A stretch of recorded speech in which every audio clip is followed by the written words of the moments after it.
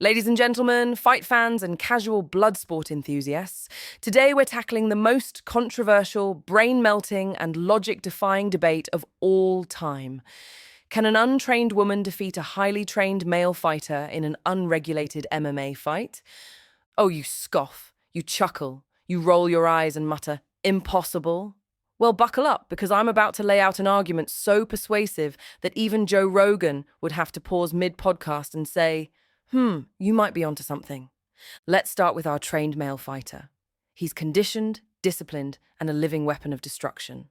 His body is a temple built on a foundation of countless hours in the gym, sparring, weight training, and probably consuming an entire chicken farm's worth of protein daily. But here's the problem: he's trained, and trained within the rigid confines of sanctioned, regulated, and carefully controlled MMA fights. You know what that means? He's been conditioned for a world where certain sensitive areas are off limits. He spent his entire career knowing that no one, not one single opponent, is ever going to attempt to punt his crown jewels into the shadow realm. His hands are ready to block hooks, jabs, and head kicks, but they are utterly unprepared for a full-force, rage-fueled, unhinged strike to the family jewels. And do you know who is prepared for this? The untrained woman. She has zero professional fighting experience, no formal training. She's never cut weight, worn a mouthguard, or considered fight IQ. She's walking into this ring with the self-defense strategy of a 12-year-old on the school playground and the unpredictability of a caffeinated raccoon. And guess what? That's her greatest advantage, because if there are no rules, there is no game plan. A trained fighter is looking for a strategy. She is looking for carnage. She doesn't feint, she doesn't check kicks, and she definitely doesn't care about maintaining a balanced stance. What she does know, however, is that a man's entire existence can be rewritten in an instant with a single, well-placed attack to the undercarriage. This isn't a fight, it's a demolition mission. A trained fighter can absorb a punch to the face. He can take a shin bone across the ribs and keep going. He can even recover from a knockdown if his chin isn't made of glass. But no man, no matter how strong, trained, or genetically superior, can absorb a direct, unregulated, full-body force strike to the jewels and keep functioning like a normal human being. Think about it.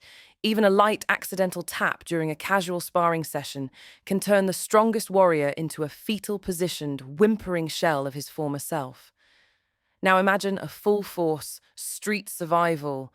I've never thrown a proper punch in my life, so I'm putting my entire existence into this kick kind of strike. There is no training that prepares you for that. None. Beyond the physical devastation, there's the psychological factor. A trained fighter is methodical, composed, and tactical. But how do you strategize against a combatant who is literally windmilling arms, screaming like a banshee, and whose only game plan is to remove your future lineage from existence? You don't. You panic. You start second-guessing every move. Every time she moves an arm, you flinch. Every step she takes, your body braces for impact. And the second that happens, congratulations. You are no longer fighting. You are surviving. The fight is over. She has already won. Another major advantage of the untrained woman is that she does not fight in a predictable manner. The trained male fighter has spent years drilling specific techniques, developing a sense of rhythm, and reacting to familiar combat patterns. But what happens when the opponent isn't following any of those patterns? Unorthodox, random movements can confuse and frustrate even the most disciplined fighter. A well-timed, completely erratic slap to the face might not be damaging, but it can mentally destabilize an opponent who's expecting a proper jab or cross. A spontaneous shoe thrown mid-fight. Now we're talking peak psychological warfare. In an unregulated fight, raw adrenaline can be a game changer. A trained fighter has controlled aggression. He manages his stamina, he paces himself. But an untrained woman in full survival mode, that's a human tornado of fury, operating at full capacity from the opening second. If the trained fighter underestimates the initial burst of energy, he could find himself overwhelmed before he even has a chance to implement his tactics. Now let's talk about another key psychological edge: hesitation. A trained male fighter, especially one raised in modern society, has likely been conditioned not to hit a woman. That hesitation, even if momentary, creates an opening. While he's second-guessing his every move, she is not. She has no moral dilemma. She's going in with full force aggression, while he is likely holding back, if not out of respect, then out of deeply ingrained social norms. Men, even those accustomed to violence, generally do not like hurting women. This isn't just about self-imposed restraint, it's a deeply ingrained psychological and cultural barrier. From childhood, boys are taught to protect, to be chivalrous, and to avoid causing harm to women.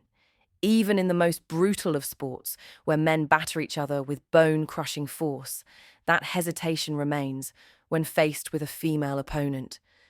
It's not just about rules, it's about an instinctive reluctance. In fact, this protective instinct is more than just social conditioning, it's biological. Evolutionarily speaking, men have been wired to protect women, as the survival of the species depends on it.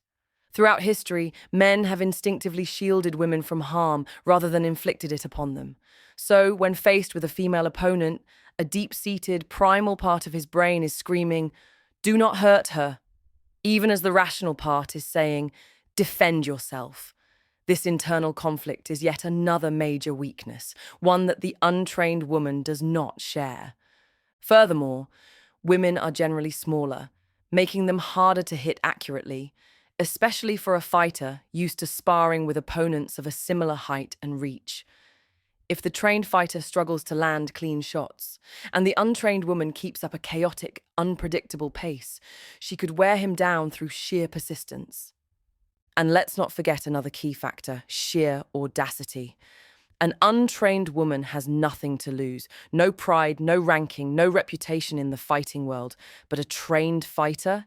He has an image to maintain. He doesn't want to be the guy who got taken down by a wild, groin-strike-wielding hurricane. That added pressure could cause him to fight with caution, playing into her hands. So, there you have it, folks. In a sanctioned fight, the trained male fighter wins 100 times out of 100. In an unregulated, no rules, everything goes street brawl, the untrained woman has a very real, very terrifying path to victory. Absolute, unapologetic, single-minded groin warfare, surprise tactics, and unrelenting chaos. This is not about technique. It's about recognizing the biological reality that men have an emergency off switch located in a very unfortunate place. And when rules go out the window, the off switch becomes the strategy. Thank you for coming to my talk. Stay safe out there, and if you ever find yourself in an unregulated street fight, maybe, just maybe, wear a groin protector. If you are a female, well, go for their groin. Like, comment, and subscribe for more hard-hitting analysis, where we take intellectual positions that are difficult to support for the challenge of the debate. And if you're a trained male fighter currently reevaluating your life choices, don't worry. We promise to keep this discussion between us. Probably. See you in the next one.